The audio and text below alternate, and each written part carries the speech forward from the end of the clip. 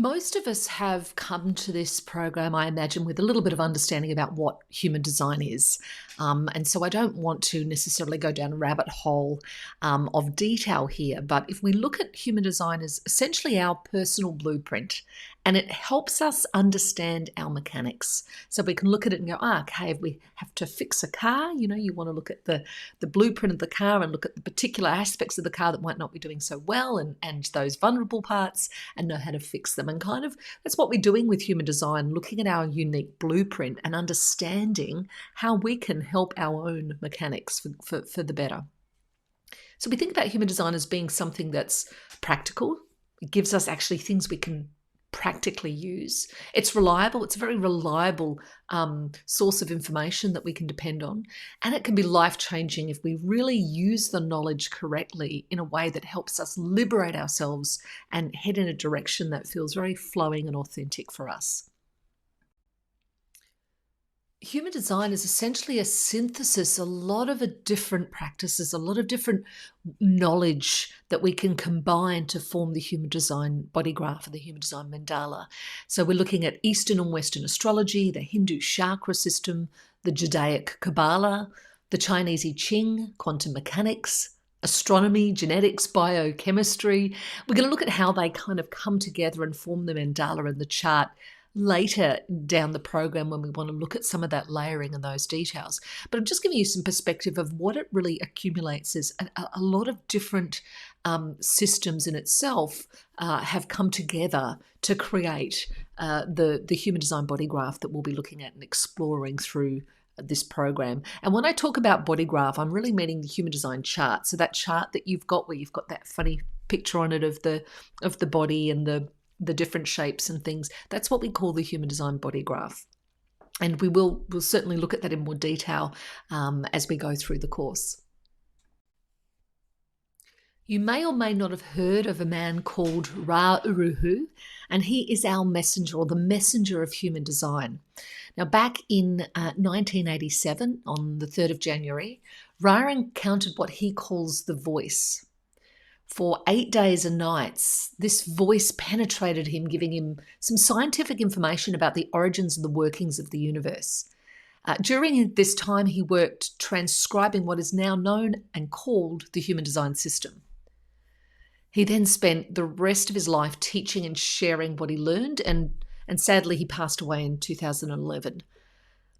He was famous for often saying, "Don't believe a thing I tell you, try it for yourself." And what I think is magnificent about human design is it really is, here's some information, but it's about you being able to take this information away and applying it in your own life to see how it works for you. And that's why Ra used to refer to human design as an experiment, because it's about the opportunity for you to really experiment with the knowledge and to determine if it feels right for you and aligned for you, and to see if you can improve your life and flow through using the knowledge that comes through the body graph mechanical blueprint. And so there's a little bit more information about Ra, which we'll talk about through the course, but I just wanted to give you a little bit of background if you didn't know where human design, the origin of human design came from in the first place. The voice shared with Ra how human design, or the body graph, that chart that we have in human design, has evolved over time. In the chart, you may notice there are 9 shapes in the actual chart on everybody's body graph. Back in the beginning, there were only 5 shapes. We call these shapes centers. And these 5-centered beings were the Neanderthals. And they were here with a very sharp survival instinct, and they were driven by their survival instinct. About 85,000 years ago, the chart or the body graph changed, and we became what we call 7-centered beings. So there were therefore 7 shapes or 7 centers in the body graph, in the chart. And this is where the formation of what we call the Homo sapiens came into being as we know them today. And this is where we became very mind-directed. So less survival, more mind. It's where the mind was very activated. Now, back in 1781, the chart changed again and evolved into 9-centered beings.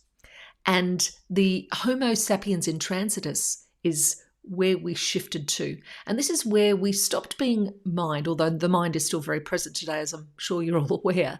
But we became inner directed. So, of course, inner directed means the gut, the sacral, the awareness that we have within our bodies. And of course, we're going to talk all about that when we get to that part of the program.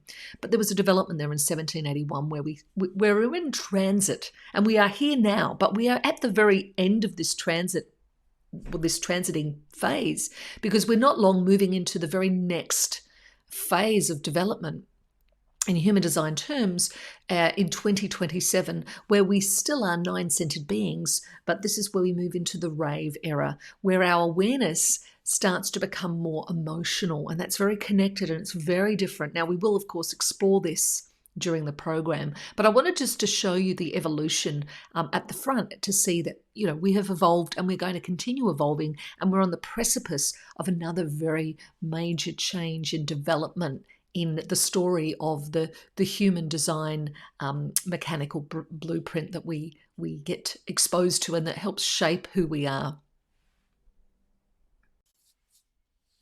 Human design teaches us that most of us are living in a homogenized life, meaning we're all still trying to live in the same way, doing the same thing, constantly measuring ourselves against each other. And we're acting as though we're all the same, and we're walking around with these blinkers on, listening to what everyone else is telling us is right for us. We're not trusting ourselves. We're being conditioned by the world around us to act in a particular way. And sometimes, and often, this is quite detrimental to our own personal mechanics and the way to operate that's best and most effective for us. So human design shows us that we each have our own inner decision-making process that we can absolutely trust more than anything external. And if we learn to follow it, we can really navigate life for ourselves towards a much more prosperous and joyous way of living. So it's all about tuning into our unlimited potential and really our reliable inner guidance. And when we do this, we get to discover our gifts. We get to understand our patterns, our habits. We know how to make great decisions, and we can really find out what we're here for and align ourselves to that much more effectively.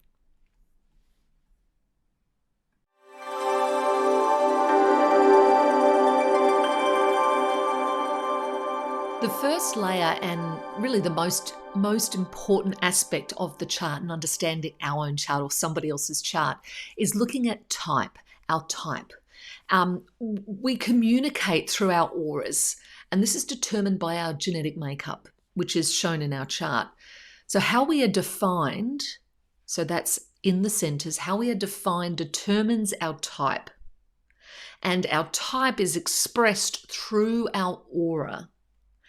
So when we're talking about someone's type, we're talking about their body, how their body operates. We're talking about how their genetics operate. And we're also talking about how their aura operates. So we call this our energetic operating mode, or our auric frequency.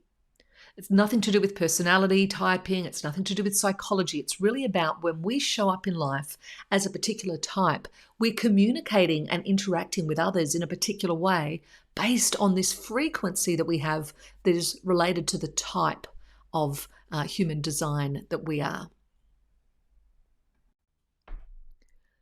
Now, as far as type is concerned, if we look traditionally at human design, there are 4 types. But for the purposes of learning and really understanding the types, I'm working with talking about them as 5 different types, because one of the types is actually split into 2 groups or into 2 halves. So we're going to refer to them as 5 types for that purpose, for this purpose across the program. Now, each of the types fit into one of 2 categories. They're either an energy type or they're in a non-energy type. So energy types generate and initiate energy. And so we look at the generator types and the manifesting generator types and the manifestor types. That are the 3 that fit into this category. So generators and manifesting generators are the ones that form one particular type. But we're, again, breaking them down to explain and really discover them a bit more in detail through the program. And manifestors also have access to certain energy as well. And we'll talk about that in depth as we go through.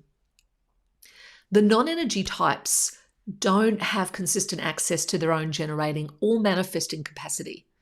So their energy for work is really not reliably available to them. And so we call them non-energy. And most or all of the non-energy types have no access to the sacral center, which is that white center circled there in the middle, where the energy types, two of them have access to that sacral energy, which is the generator and the manifesting generator. So they have that center defined in their chart. But manifestors have some other manifesting energy in their chart, which is linked to the other three shapes or centers you can see in the chart there. But we will talk about that in more detail when we talk about the types specifically. I mentioned earlier how type is associated with having a particular type of aura. And we think about auras as the way we connect to and are experienced by others. So it's all to do with that connection and interaction with other people. So we look at the generator's aura, and I'm just going to touch on this at this point. They provoke others to ask them things so they can respond. So that's the auras is really about very embracing but provoking others so that they can respond as they're designed. Projectors' auras are really about provoking recognition and invitations. So they are able to act according to their type through those invitations. Manifesting auras, or manifestors' auras, challenge or initiate us. And so they're able to help get things started through this poking and provoking. And then we've got the reflectors' auras, which is really about provoking others to look at them for their reflection and assessment.